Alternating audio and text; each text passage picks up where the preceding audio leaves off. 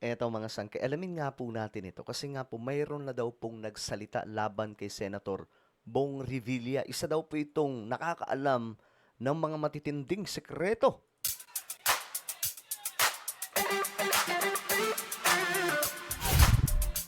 Okay guys, masyadong interesting itong nangyayari ngayon mga sangkay, nakalampagan po sa mga korap. No, itong si former Senator Bong Revilla ngayon ay naiipit mga sangkay sa isang matinding issue ng korupsyon na naman mga sangkay. At ngayon daw, ang balita, mayroon daw pong nagsalita. Whistleblower. Ibig sabihin, may alam po ito mga sangkay. So ano nga bang nangyari? Sino nga ba ito? Tingnan natin mga sangkay. Anyway, bago tayo magtuloy-tuloy sa mga hindi pa po dyan nakakapag-subscribe sa ating YouTube channel, ayan, tayo po ay 1.59 million subscribers na. Padami po tayo ng padami, guys, no? Kaya naman, anong pang hinihintay ninyo? Makikita nyo po yung subscribe button sa baba ng video na to. I-click nyo lamang po yung subscribe, i-click ang bell, at i-click nyo po yung all. Alright. Sa mga nanonood po sa Facebook, i-follow nyo po yung ating Facebook page. Okay guys, eto na. Interesting po ito kasi ayon po sa report, malupit talaga itong Bilyonaryo News Channel eh. Kaya minsan, hindi lang minsan, madalas, ito po yung nare-reactan ko mga sangkay ng kukunan ko ng information, no? Whistleblower, lumantad.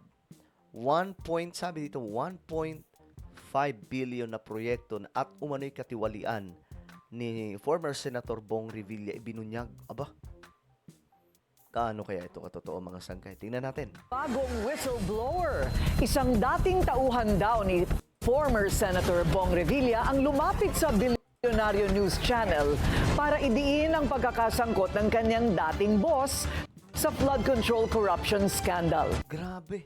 Lumapit po sa Bilyonaryo News Channel. Alam niyo, nagtataka na ako mga sangkay. Bakit ang Bilyonaryo News Channel may ganong classic impluensya, no, sa marami? Ang lupit talaga mga sangkay. Kung mayroon akong nakikitang laging may pasabog pagdating po sa mga news update or information, itong Bilyonaryo News. Ang detalye sa unang bahagi ng exclusive agenda report ni Hannah T.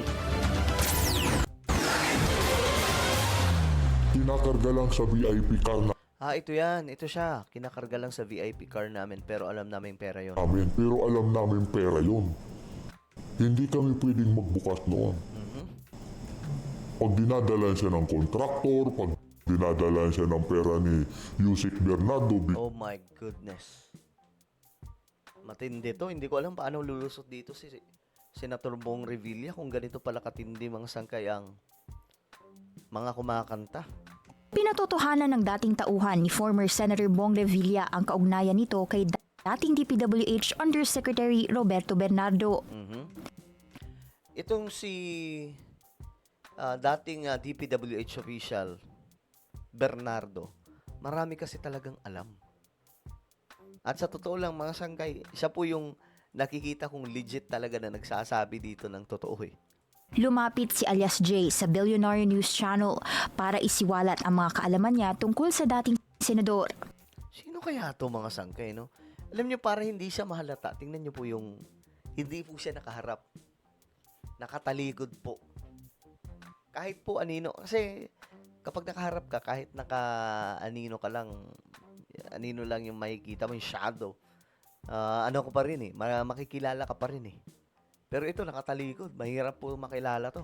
Si Bernardo ang nagdetalye ng di umano'y pagtanggap ni Revilla ng kickback sa humigit kumulang 1.5 billion worth of projects in total. Grabe. Ang lupit, ang laki nun. Pambihira. Siya ay ninong sa isa sa mga anak ni Revilla, habang ninong din ng dating senador sa dalawang mga anak ni Bernardo. Isa sa mga encounter umano ni alias J kay Bernardo ay sa Manila Yacht Club. mayroon event sa Manila Yacht Club. Sumakay kami sa yate. Nandoon si Yusek Bernardo. With Uy, sino yun? I don't know, ma'am. Alam ko is contractor or may-ari ng yate. Who is that person? Bakit naka ano doon? May mga listahan ding hawak si alias J ng di umano'y mga proyekto ng senador noong 2020 na para raw sa mga kakilala nitong politiko. Sa kanya yan, mga priority project niyan, may mayor, may congressman, may governor, hanggang nakarating siya sa Mindanao. Aabutan daw ni Revilla ng kung tawagin niya ay tulong kapag mataas ang ranggo ng senador sa distritong iyon. Okay. 2019 nang tumakbo si Revilla sa pagkasenador. Halimbawa, mayor ka ng isang bayan, hingi ka ng tulong, 20 million. Bago ka rilisan, titingnan muna sa record mo. Bago niyo yan rilisan, tingnan niyo muna kung pangilan ako. Oh my goodness. Ganun pa ang mangyayari pala. Alam nyo, mga sanggay, di ko alam kung paano makakalusot dito si former Senator Revilla. Pero, dito po natin nakikita yung kahalagahan, mga sangkay, ng Kadena Act na may blockchain. Ito po yung isa sa prioridad bill na gusto pong ipa-priority sa mga mambabatas ni PBBM. Kasi once na maaprubahan na po yun, mga sangkay, halimbawa naapirmahan na po yung Kadena Act, tapos naka-blockchain na po yung buong pera ng pamahalaan, mga sangkay, from national to barangay, mga sangkay, nakakadena na. Guys, kapag naka-blockchain na lahat ng pera na yan, I tell you, malabo na pong makapangurap ang mga politiko, mga sangkay. Kasi nga po, imagine niyo yung parcel, di ba? Pag umorder kayo ng parcel o kaya umorder kayo ng something sa Shopee or ano, pwede nyo i-track yung order nyo kung asan na. Ganon din po, mga sangkay, itong Kadena Act or blockchain. Just in case, mga sangkay, maipasa iyon yung national budget na pupunta, halimbawa, punta sa inyong probinsya, matatrack na po. Makikita. Kahit sino pwedeng makakita. Ikaw, ako, kahit tambay, pwede makita. Basta tingnan na lang po nila sa, I don't know, app ba yan or website. So, dun, mga sangkay, ang matindi pa dun, hindi po yun nabubura. Halimbawa, may tinanggal kayong budget or may binalik kayong budget, makikita po doon. Walang mabubura, mga sangkay. Lahat ng record naroon po. So, sa madaling sabi, yun po yung best solution talaga. Kaya nga good job kay Senator Bam Aquino na nagpupush nun. At good job kay PBBM na siya rin po nagpapamadali. Kita nyo yan, mga sangkay. Kasi once na ma-blockchain na po yung kaperahan ng Pilipinas, ay naku po, sinasabi ko sa inyo, ito pa lang yung panahon na magkakaroon po ng transparency ang Pilipinas. Kapag nangyari yan, titino na po yung mga politiko.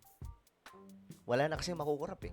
Kahit po yung mga siraulong politician, tumatakbo lang dahil sa korupsyon, hindi na po tatakbo yan. Kasi syempre, ano pang mananakaw nila? 300,000? Yung sahod pag senador ka, congressman, tatamarin ka na yan. Nang tanungin ng BNC kung bakit siya may hawak nito, sagot ni alias J, isa raw ito sa mga dokumentong iniwan ng dating senador sa isang sasakyan. Wait. And itinabi ko dahil baka sa akin hanapin dahil ako ang duty during that time. Isa si alias J sa mga senior aide ni Revilla na dekada na umanong pinagkatiwalaan ng kanilang pamilya. Ay, nako po. Ang mga dokumentong ipinresenta niya sa amin, isinumite na raw niya sa Office of the Ombudsman para masilip ang mga ito. Tapos ang laban dito, guys. Kung ganun, so may possibility na totoo. Kasi yun po, sila yung mga nagpapatunay, mga sangkay. Umalis sa poder ng mga Revilla si alias J noong 2024. Okay. Napagdesisyonan daw niyang lumantad sa amin para patunayan umanong totoo ang mga aligasyon laban sa senador. Nang pumutok ang flood control scandal nitong Hulyo, pagsapit ng Agosto, lumapit daw sa kanya ang isang taga-Revilla camp na hindi niya muna pinangalanan at nag-alok ng 2 milyon. Sabi niya, pare, 2M lang, para ka na nag-abroad, pwede na yan makapag-start ka sa probinsya.